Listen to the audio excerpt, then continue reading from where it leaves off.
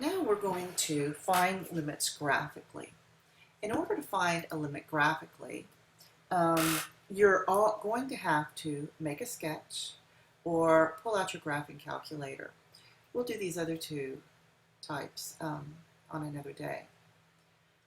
What we're always looking for in limits is what happens as x approaches a specific value.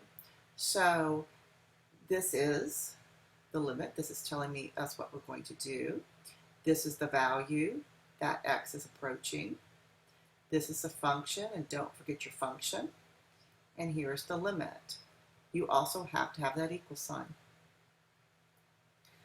Now, I punched into Wolfram Alpha the limit as x approaches 0 of the function 1 over x minus 1. And it shows me, lo and behold, it's -1. So this was done with an analytical method, but let's come down here to the graph. If you come to the graph, you want to see what happens as x approaches 0 from both the left and the right. So I want you to draw arrows from the left and from the right. Now, what do you notice about these arrows? First of all, the left one's not pointing left. It is from the left and from the right.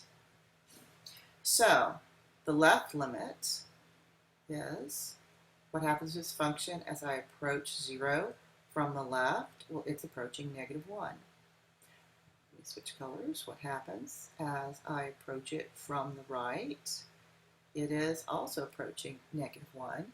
And so I can say that the limit as x approaches 0 of 1 over x minus 1 is indeed equal to -1.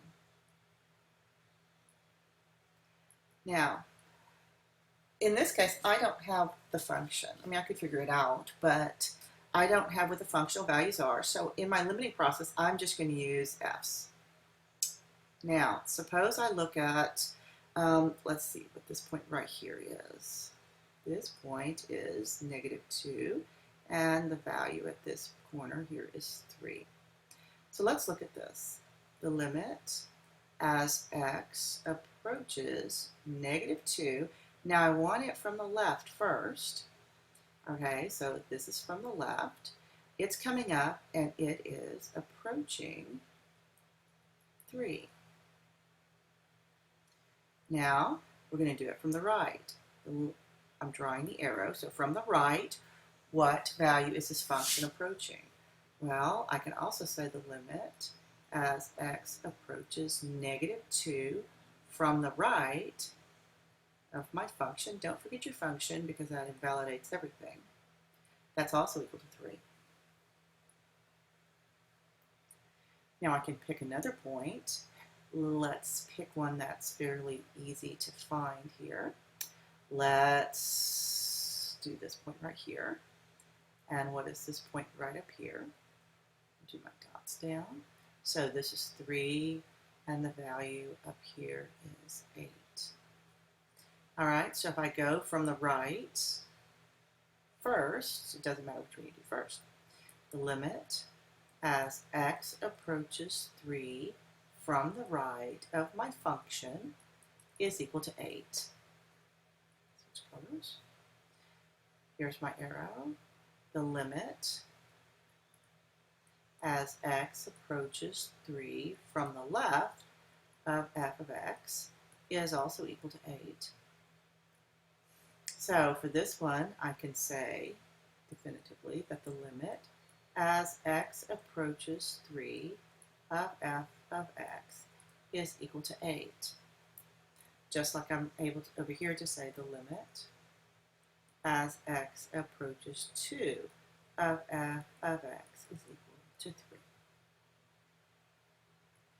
Now remember, we're looking at the behavior near it. In this case, we're looking at a limit that exists, but the function does not exist. So let's just look at this. The limit as x approaches 1 of x cubed minus 1 divided by x minus 1 is equal to 3. Now I put this in Wolfram Alpha and it gave me a wonderful graph. So the limit as x approaches 1 of the function is equal to, indeed, it is equal to 3. From the left, from the right, it's equal to the same value. And I'm going to try and dot over here. It's harder than it looks. All right.